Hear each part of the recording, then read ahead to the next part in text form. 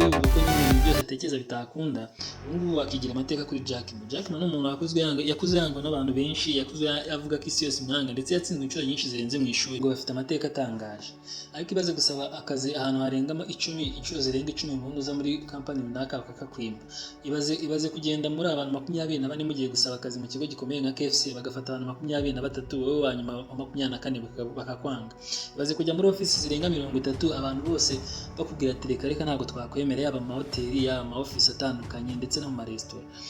Niba nawe hari abo wanze cyangwa abakwanga cyane, numve ko watsinzwe, ahubwo ibuka amateka ya Jack Ma, nawe ntucike intege kandi ukomeze wongere mu bintu ukora. Dukomeje kubashimira abakunzi bo hano M Secret, komeza kudukurikira cyane, kora subscribe hasi, ndetse tubwiye n'iyi nkuru wifuza ko twazakugezaho cyangwa undi muntu.